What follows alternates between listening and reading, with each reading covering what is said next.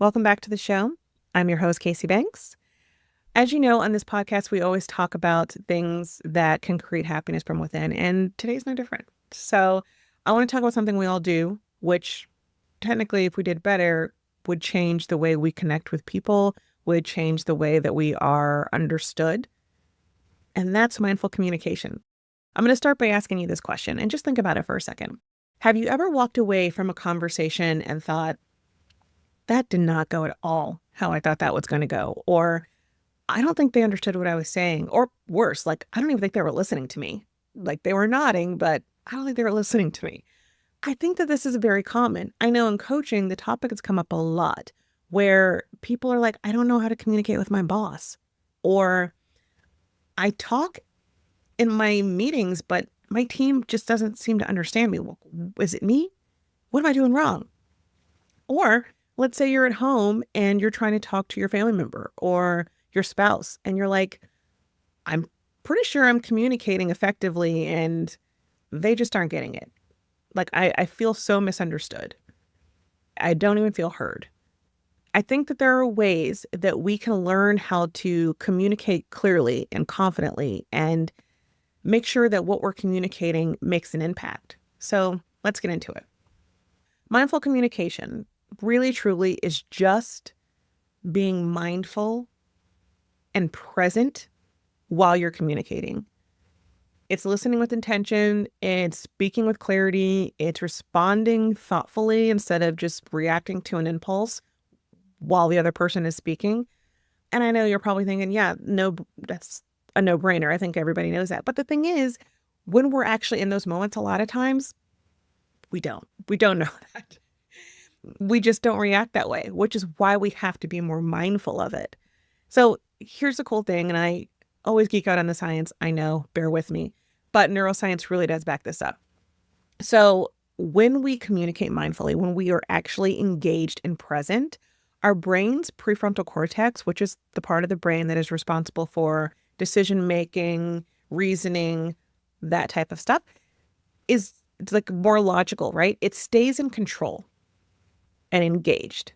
But when we are emotional and our amygdala kicks in, which is the emotional fight or flight center of our brain, that's when communication tends to spiral into misunderstandings or into miscommunication so quickly. So just keep this in mind, because when you are mindful and you have that prefrontal cortex engaged, you actually stay in the driver's seat of your communication instead of like letting emotions take over.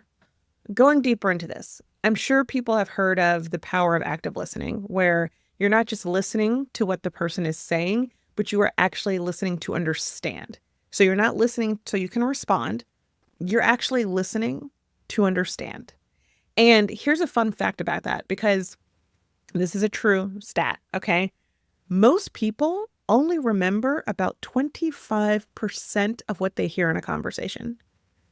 Most people only remember about 25% of what they hear in a conversation. That means that most of the time we miss a huge chunk of what's being said, regardless of who's talking to us. So how do we fix this? A couple of techniques that I came across that I think have been pretty helpful, at least within coaching, is really try to give your full attention. That means putting the phone down. That means sliding the phone away. That means making eye contact. That means really being there. Because when you're able to put the phone away, you make eye contact, you're really communicating through your body language. I care what you are saying. I am here. I am present with you. I care about what you're saying to me. I'm engaged and I'm listening to you. I hear you. We say all that with our body language, believe it or not. The other part is make sure that you're using reflective listening. So in addition to making sure that your body language is saying, yes, I'm here, I'm listening, make sure that you are paraphrasing. Make sure that you're responding in kind to what is being said to you. So one effective way to do this is, especially if it's like somebody's being emotional or if it's very important to them and you can tell that it's something that they are emotional to tell you, or maybe they're stressed about something. Maybe it's something causing them anxiety. You can say, so what I'm hearing is you feel overwhelmed right now, right? Or you feel that this is unfair, right? But paraphrase back to them so that they can say, yeah, or, well, it's not that, but, and it helps take the conversation into the next level. It helps take things a little bit deeper, which actually makes them respond better to you. And it actually truly, the more you do this, the more you actually create a bond with that person. That is actually also scientifically a fact. So that's an added bonus though. But just make sure that you are paraphrasing and make sure that you are truly listening to understand. And then before you even respond, take a beat, take a moment. How many of us, when we're listening to someone, we are like, oh, and when you want to jump in right at that moment, you almost want to be like, sorry to interrupt, but don't do it. That's one of the worst things you don't interrupt anyone. I think one of the things that we can do is just pause, take a beat, and then respond. Those extra 2 seconds can truly make such a huge difference when we're being mindful versus just autopilot and blurting stuff out. Just try it, because I think you'll understand it's truly wild how much deeper our conversations can go when you start listening, one, for understanding, and then two, when the person that you are listening to genuinely feels heard. So going back quickly to the body language, because I think a lot of people truly don't understand the large impacts of body language when it comes to communication. So here's another stat, which I thought was super interesting. Did you know that words are only 7% of communication? 7% of communication. The rest is your tone, your body language, your facial expressions. There was a research that was done by UCLA, and it showed that 38% of communication comes from the tone, and 55% comes from nonverbal cues. So if you're talking to me and I'm like, yeah, that sounds great, cool. Oh, yeah, that's awesome. I'm not giving you eye contact. That's a nonverbal cue, right? If you're talking to me and I'm doing this, fidgeting, that's a nonverbal cue. And then again, it also comes to tone. Like if you're speaking with a high tone and you're yelling, most people shut down. They go defensive. They don't respond in that way. So your tone of voice, the cadence of your voice sometimes even can set the tone of a conversation. And if your tone and your body language doesn't match, the message can also get lost.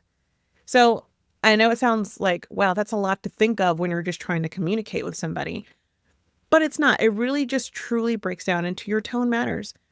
When you are engaging with anyone, especially when you want to be heard and understood, it should always just be a warm, steady tone, something that builds trust, nothing sharp. Like if you were yelling at a child or if you were trying to discipline in some way, that usually is sharp.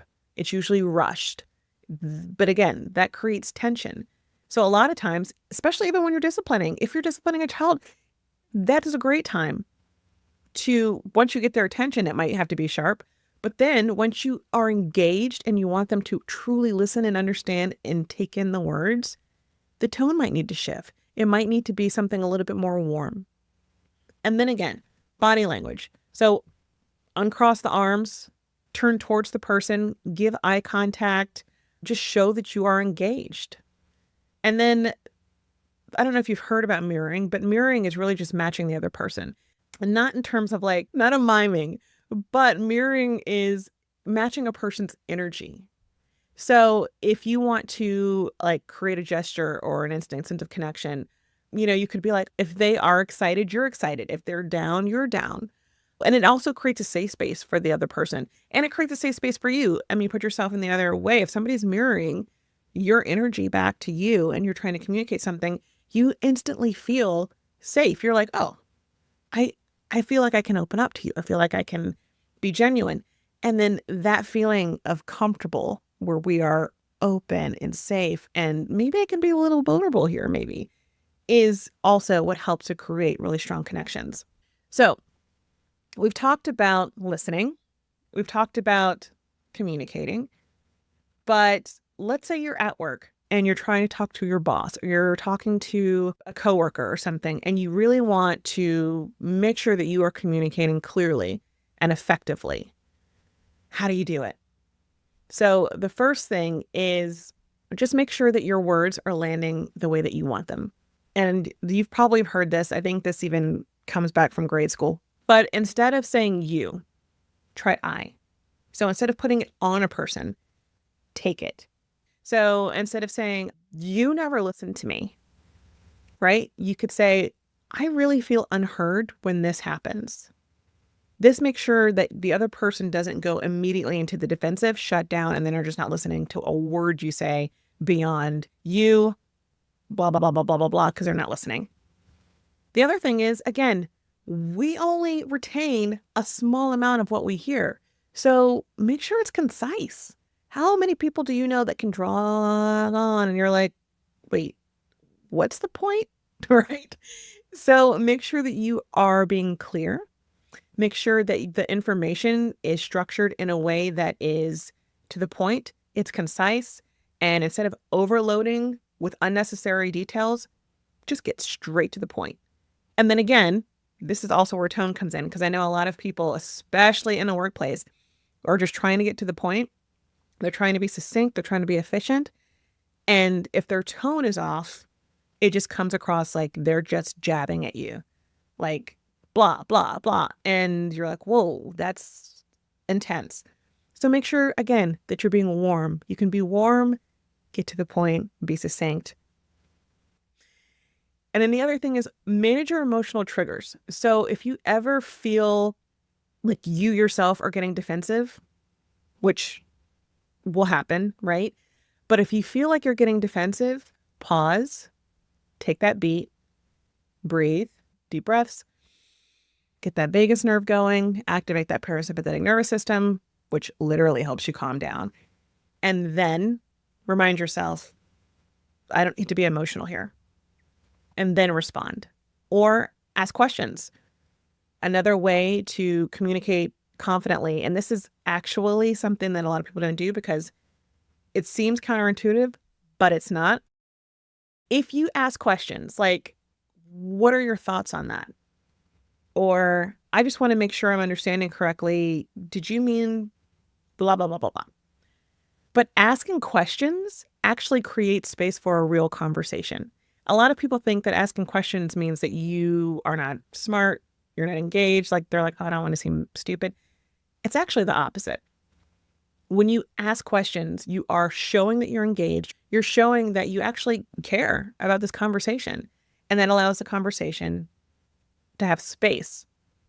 So instead of a yes or no question, you're actually engaging. So we talked about work. I know I mentioned before about being at home, maybe a spouse or your child. So let's talk about like bringing this all together. How does it look when we bring this all together and actually try to use it in everyday life? So again, these are simple shifts. Don't think about it as super big and overwhelming.